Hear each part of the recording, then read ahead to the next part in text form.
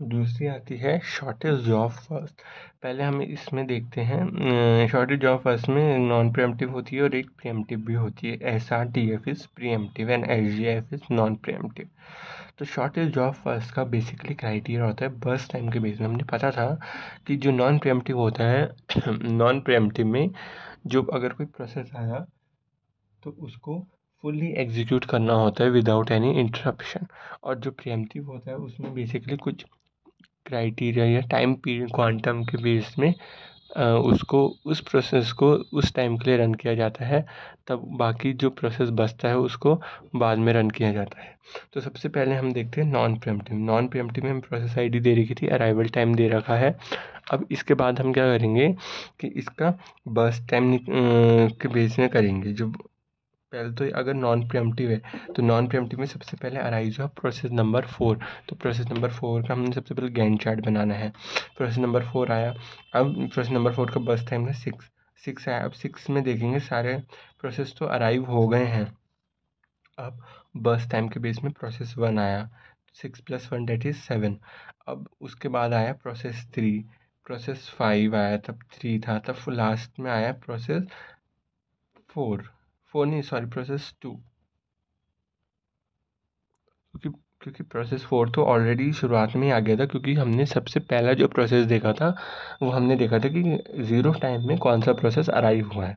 तो वैसे ही same case में हमने turn around time and waiting time निकाल दिया।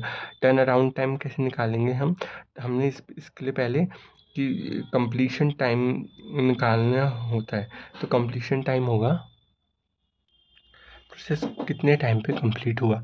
जैसे जो प्रोसेस 1 था वो 7 टाइम पे कंप्लीट हुआ। जो प्रोसेस 2 था वो हुआ 16 टाइम पे। प्रोसेस 3 हुआ 9 टाइम एंड सो ऑन। तो completion time minus arrival time, जैसे पहले का देखा था 7 - 3। तो इस तरह से हमने टर्न अराउंड टाइम निकाल दिया। अब जो वेटिंग टाइम होता है, वेटिंग टाइम होता है turn around time minus burst time. तो 4 - 1 दैट इज़ 3, 15 - 4 दैट इज़ 9। तो इस तरह से हमने नॉन प्रीएम्प्टिव के लिए कर लिया। अब प्रीएम्प्टिव के लिए क्या करेंगे, प्रीएम्प्टिव के लिए अलग से हम गैंट चार्ट बनता है। इसके लिए हमने एक एक के लिए चलाया। जैसे हमने पता था प्रोसेस 4 जो है वो पहले अराइव हुआ। प्रोसेस 4 को लिखा हमने, एक टाइम के लिए चाहे तो 6 था। अब एक टाइम पे हो गया तो 5 टाइम के लिए अभी तक और बचा है। तो हमने क्या करा 5 टाइम के लिए इसके लिए आगे देखेंगे अभी हम। ठीक है। अब 1 पे कौन सा प्रोसेस अराइव हुआ, 1 पे P2 अराइव हुआ। ठीक है। तो हम P2 को हमने यहाँ लिखा है और P2 को भी एक के लिए चलाया हमने। तो P2 जो है, तब इसके बाद हमने जब P2 को देखा तो 3 में हमने देखा कि 3 में कौन कौन से प्रोसेस अराइव हो गए हैं। तो 3 में हमने देखा कि 3 में केवल P1 ही अराइव हो रखा है, P2 अराइव हो रखा है, P4 अराइव हो रखा है, P5 अराइव। अब इन सब में से हमने देखा कि बर्स्ट टाइम किसका ज़्यादा है। जिसका ज़्यादा है हमने P1 का है। तो P1 को हमने एक टाइम के लिए चला दिया और P1 उस टाइम के लिए कंप्लीट हो गया। तब उसके बाद हमने 4 में देखा कि कौन कौन से अराइव हुए। तब उसके बाद हमने P2 देखा। P2 में हमने क्या करा, P2 में हमने उसको एक और टाइम के लिए चला दिया तो वो और कम हो गया। यहाँ पे एक टाइम के लिए चलाया था तो 3 हो गया था। अब 3 से 2 बच गया। तो ऐसे ही करते करते हमने ऐसी इसका गैंट चार्ट बना दिया। तब हमने टर्न अराउंड टाइम निकाला एंड वेटिंग टाइम सेम तरीके से निकाल दिया।